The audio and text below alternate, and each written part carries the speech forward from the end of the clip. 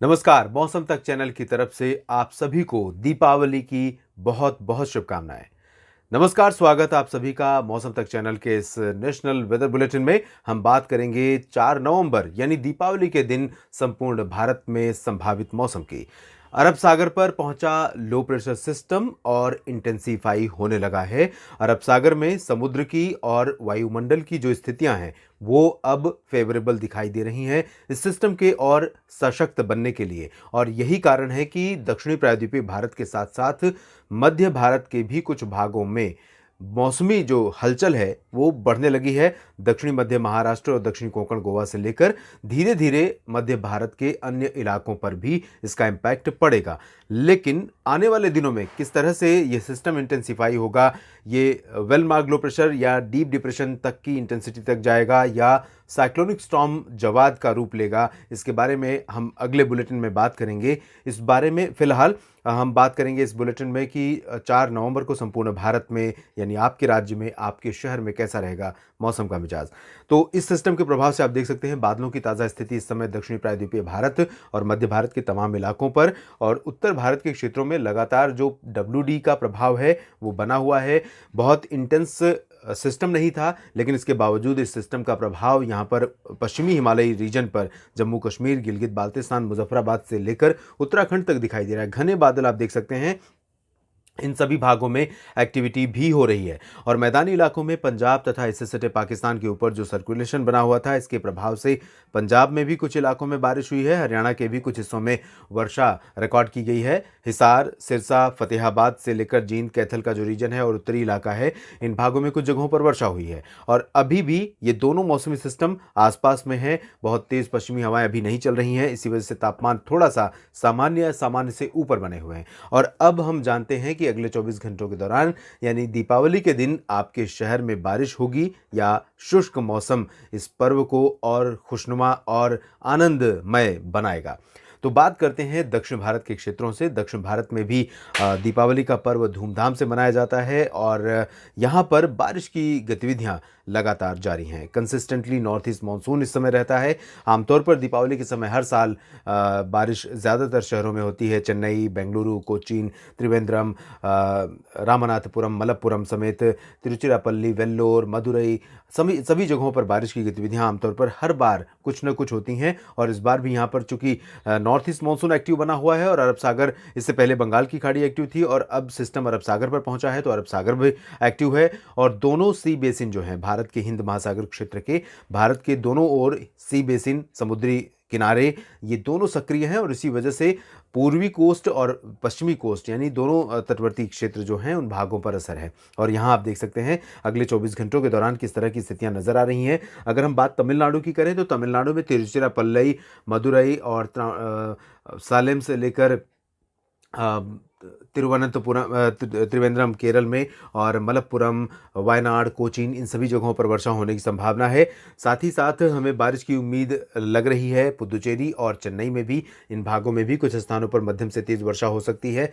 साथ ही जो कर्नाटक और आंध्र प्रदेश के अंदरूनी तथा तटवर्ती रीजन है यानी कोस्टल कर्नाटक और दक्षिणी आंतरिक कर्नाटक तथा उत्तरी आंतरिक कर्नाटक, इन भागों में भी कई जगहों पर वर्षा होने की संभावना है। आंध्र प्रदेश के रायलसीमा, उत्तरी तटवर्ती आंध्र प्रदेश के क्षेत्रों में भी कई शहरों में दीपावली के दिन मौसम सक्रिय रहेगा और यहां पर बारिश की गतिविधियां देखने को मिल सकती हैं। हालांकि बहुत भारी बारिश नहीं होगी, लेकिन दक्षिणी प्रायद्वीपीय भारत में जिस तरह की बारिश इस समय रिकॉर्ड की जा रही है, उस बारिश के साथ साथ हवाएं भी चल रही हैं और ये हवाएं अपने साथ क्योंकि मॉइस्चर ज़्यादा लेकर आ रही हैं, इसी वजह से कन्वेक्टिव क्लाउड्स डेवलप हो रहे हैं साउथ पेनिनसुलर रीजन के ऊपर और लाइटनिंग, थंडरस्टॉर्म के साथ बारिश यहाँ पर रिकॉर्ड की जा रही है। उत्तरी आंतरिक कर्नाटक में भी कई जगहों पर वर्षा हो सकती है और तेलंगाना में दक्षिणी हिस्सों में कई स्थानों पर वर्षा होने के संकेत यहाँ पर भी हैं। तो दीपावली के दिन तेलंगाना के भी कई शहरों में लोगों को बारिश का मौसम देखने को मिलेगा और बारिश की वजह से संभवतः दीपावली का जो पर्व है वो थोड़ा फीका पड़ सकता है, उसका जो उल्लास है वो बारिश के चलते फीका पड़ सकता है। सेंट्रल इंडिया में अगर हम चले तो गोवा और दक्षिणी मध्य महाराष्ट्र, दक्षिणी कोंकण गोवा, यहाँ तक कि मुंबई तक बादल पहुँच रहे हैं और अलीबाग तक निश्चित रूप से बारिश होने की संभावना है। अलीबाग, रत्नागिरी, सिंधुदुर्ग और रायगढ़, इन सभी क्षेत्रों में कई जगहों पर हल्की वर्षा हो सकती है। सांगली, सतारा, कोल्हापुर, सोलापुर, पुणे, ये जो रीजन रीजन है मध्य महाराष्ट्र का, इन भागों में कई स्थानों पर हल्की से मध्यम बौछारें गिर सकती हैं। पुणे से ऊपर यानी नासिक, नंदुरबार, धुले, जलगांव, अहमदनगर, इन सभी क्षेत्रों में ड्राई वेदर रहेगा। मराठवाड़ा के दक्षिणी भागों में उम्मीद के अनुसार बादल पहुंचेंगे और कुछ जगहों पर लाइटनिंग और गर्जना के साथ हल्की वर्षा या बूंदाबांदी हो सकती है। ज़्यादा इंटेंस वेदर एक्टिविटी मराठवाड़ा के रीजन में फिलहाल नहीं है, लेकिन कुछ इलाकों में रूल आउट भी हम नहीं कर सकते। विदर्भ के क्षेत्र की बात करें तो विदर्भ में फिलहाल मेनली ड्राई वेदर रहेगा। चंद्रपुर से लेकर गढ़चिरौली, नागपुर, अकोला, वर्धा, यवतमाल, इन सभी जगहों पर मौसम शुष्क रहेगा, लेकिन बादल ज़रूर यहाँ पर आ सकते हैं। ये जो रीजन है इन भागों में कुछ स्थानों पर बादल छा सकते हैं, छत्तीसगढ़ और तेलंगाना से सटे हुए रीजन्स में। इसके बाद हम उत्तरी मुंबई की बात करें, मुंबई से लेकर जो उत्तरी मध्य महाराष्ट्र का क्षेत्र है, तो यहाँ पर शुष्क मौसम रहेगा। दहानू, ठाणे, कल्याण और आसपास के सभी जगहों पर, उत्तरी मध्य महाराष्ट्र में भी और उत्तरी मराठवाड़ा में भी ड्राई वेदर रहेगा। लेकिन गुजरात में अगर हम देखें तो गुजरात में भी शुष्क मौसम की संभावना है। सूरत, वलसाड़, नवसारी और अहमदाबाद, गांधीनगर, वडोदरा, राजकोट, वेरावल, सोमनाथ समेत द्वारका और आसपास के हिस्सों में, और मेहसाना, पाटन, साबरकांठा, बनासकांठा समेत उत्तरी इलाकों में, कच्छ में, सभी जगहों पर शुष्क मौसम रहेगा।